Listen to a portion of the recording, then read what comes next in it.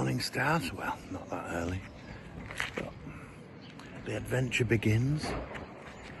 So I'm at Malton Station and we're heading to Worthing, so the very south coast. I'm about to see how the train can take the strain on my journey to pick up my Bentley Continental GT. So more of that, I'm telling you about that on the way. So here we go, Malton to York, York to London, London to Worthing, Worthing to somewhere else, the name I can't remember, but it's not far away. I just landed at York, or perhaps I should say arrived, on that train there, and I'm standing in the station. I've got a few minutes to kill, but isn't that just the most amazing building? Steve Marshall, eat your heart out. Eh?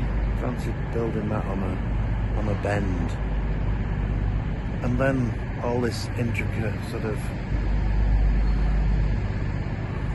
decorative casting and painting up here. Oh, the Victorians knew how to do things proper, didn't they? So we'll go and find the train to London.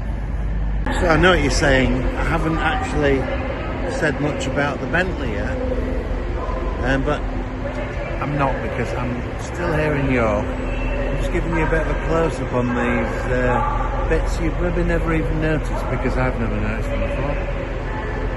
And all the construction of this wonderful station, which is all riveted, no welding. So it was a very noisy place when they built this. I'm guessing with steam-powered rivet guns rattling away. They're like building ships back in the day. But just the construction of it is absolutely incredible. And it's a double arch. So you've got a big arch and then a bit smaller arch, and the whole thing just curves. How do you build a building that's curved? Prefab it, bring it in here, rivet it all together. It's quite incredible. Anyway, the Bentley. An old Continental GT, now 2004, which is sort of first year of production. The car I bought, and it's supposedly one owner from new, and it's only done 37,000 miles, which is incredibly low for one of those. Not absolutely unusual for that type of car, but quite, you know, most of them have done over 100,000 now, and it's cheap luxury. These cars were built, first car built by Bentley after they were bought out by VW, and so they've got lots of VW bits on them. But they are still built at Crewe, or were built at Crewe, and to a very, very high standard in terms of fit and finish. So, but they're incredibly cheap. The one we're going to pick up, hopefully, £9,000 for a car that was £110,000 without any options on it.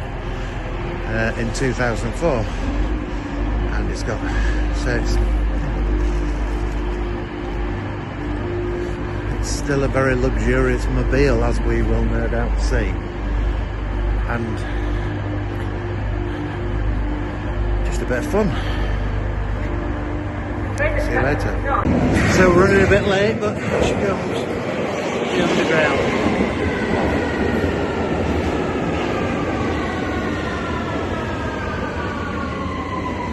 Cross to Victoria with any luck, so the journey continues. Reminiscent of a scene from American Werewolf in London. So it's a beautiful sunny day on my adventure to pick up Billy the Bentley, and we're near Anne-Marie, I think it is, near Worthing, which is where the car is. So I might just show you a bit of video that the vendor sent me. Got me to put my name down on Billy, and hopefully he's everything he's been promised. He's low mileage, 37,000 miles, and quite tidy, very tidy. So we'll see. Bit of a gamble. There you go. Okay, here's the Bentley. Let's come down the side.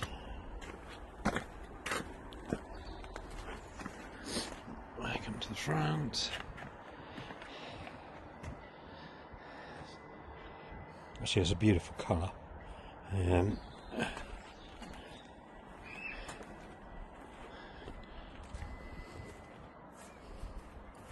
Come around it.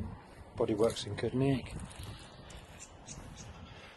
Tyres have all got good tread on them.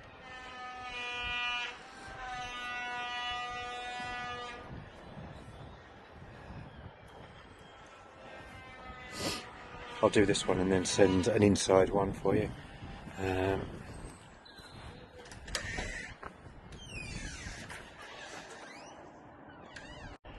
Okay, here we go. Keyless entry.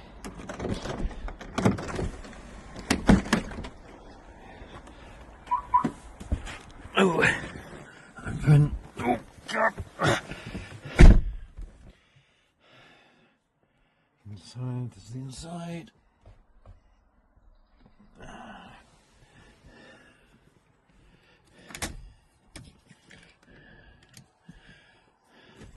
And then from the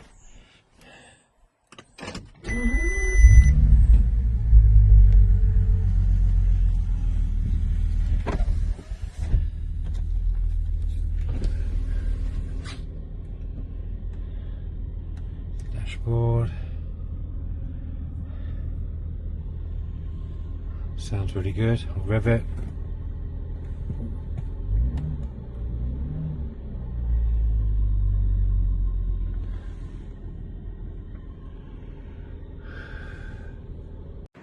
So here we are, and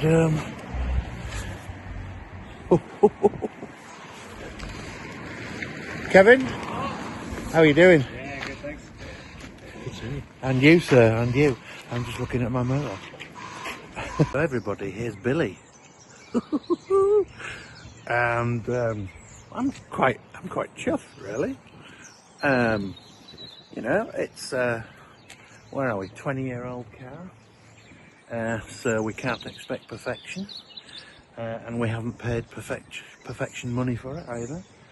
So it's quite tidy looking. It needs a bit of a polish up, but there's a few little scrapes and scratches here and there, but nothing to write home about.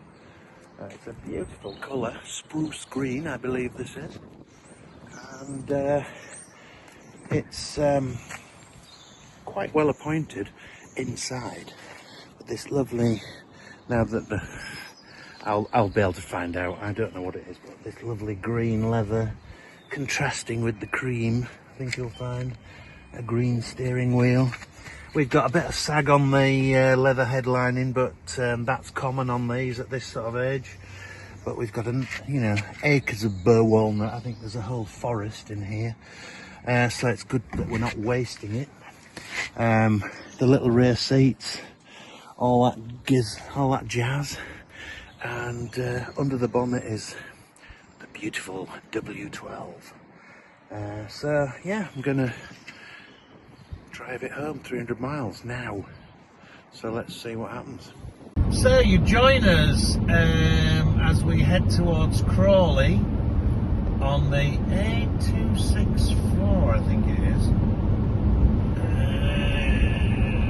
It is the A264, and the M23, which will propel us toward the M25 for our circumnavigation of Londinium. And Billy is, I may have slipped up here because we always refer to vehicles and machinery as the female, so maybe it should be Betty, but anyway, Billy or Betty, makes no odds. We've got engine management lights on, which we knew about when we went ahead with the purchase, hoping that it would be something fairly minor. The car's been stood quite a lot, and and it's coming up, it needs a service, and these cars are renowned for needing their spark plugs changed every 4 years apparently, so they tell me. And so we had a little bit of a misfiring, low power flashing engine management light situation after we left Worthing, and we were definitely down on power. We were following a little Honda Civic that was pottering about, and I couldn't even muster enough power to overtake him. However, we got going a bit quicker, and the misfire disappeared, and the flashing engine light went solid again, and we seem to have returned to, well, what appears to be fairly impressive performance.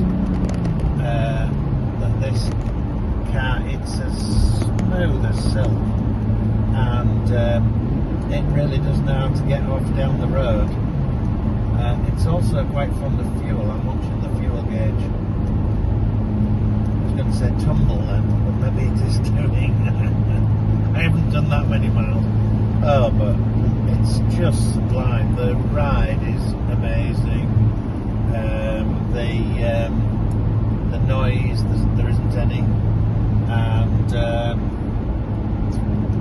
yeah, it's a very nice place to be, and with quite a lot of power on tap, 550 horsepower to be precise, and it's four-wheel drive, so it can ground the power, and it's got, apparently when these, I don't know, can't still be the same, but I read somewhere that they have the biggest brake, or they had the biggest brakes of any production car when they came out, and it doesn't have hold up.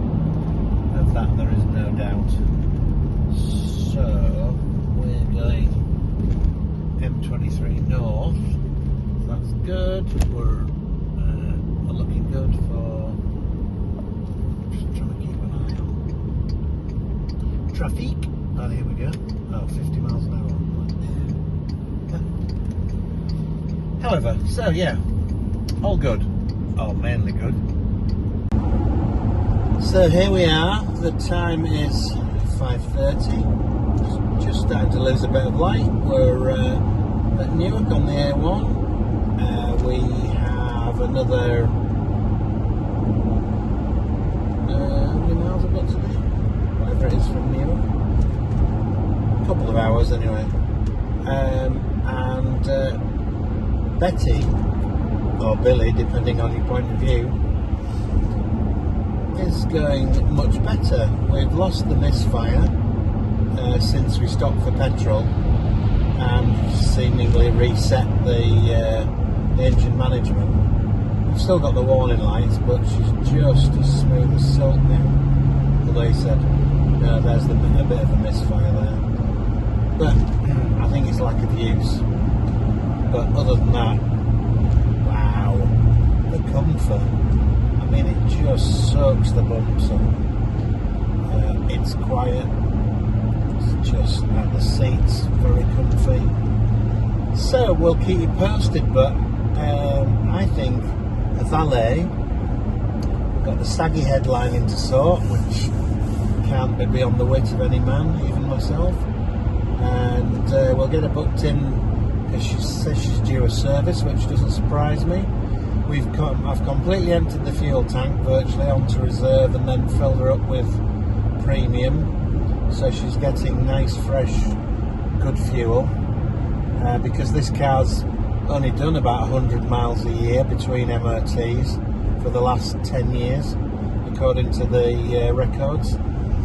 and that ties in with the guy who owned it, who had a yacht out in somewhere, spent most of his time out there, and this was just parked at home with a soft top Merc that he used to just come home and nip to the shops in and things occasionally.